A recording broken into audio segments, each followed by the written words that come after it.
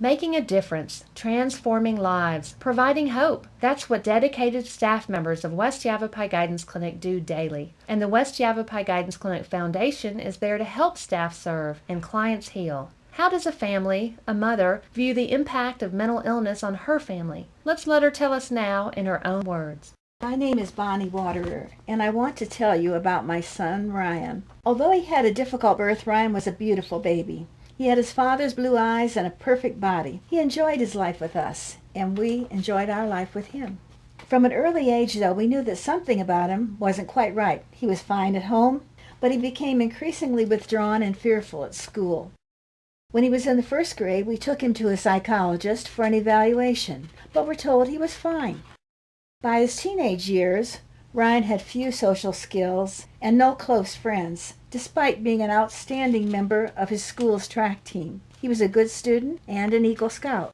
The turning point for us was when Ryan began stalking a girl from our church, and we knew he needed help and took him to another psychologist. He told us that Ryan was hearing voices. We were shocked and asked Ryan why he had never said anything. His answer was that he thought everyone heard voices. What's more, Ryan said that he sometimes saw trees walking, or even the walls of his room closing in on him.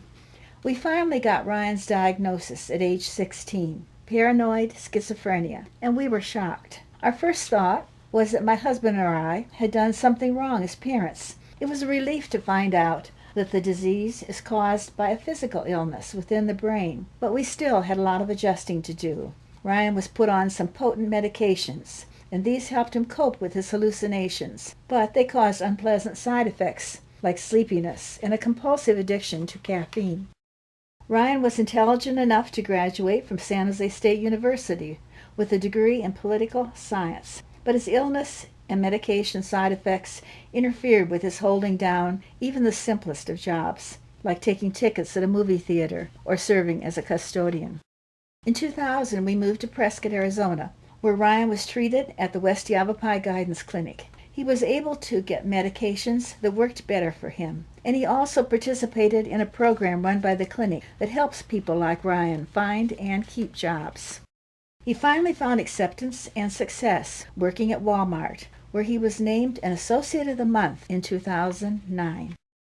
You might think that having a son like this was an unpleasant fact of our lives, but it was quite the opposite. As Ryan learned to cope with his illness, he was able to take great pleasure in family activities, such as international travel. It was a joy to us that Ryan shared this love, and together we visited 57 countries.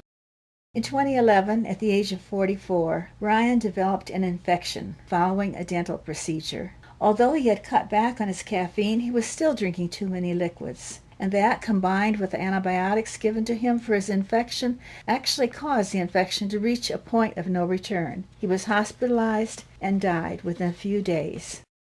Despite Ryan's schizophrenia, lack of social skills, and medication side effects, he was a happy man, and we loved him very much. There is definitely a hole in our lives that Ryan once occupied. Why am I telling this story? Well, the reason is that people need to know that mental illnesses, like Ryan's schizophrenia, can be treated, and many of these individuals do have fulfilling and productive lives. The West Yavapai Guidance Clinic Foundation, advancing mental well-being, transforming lives. For more on how you can help, go to wygc.org.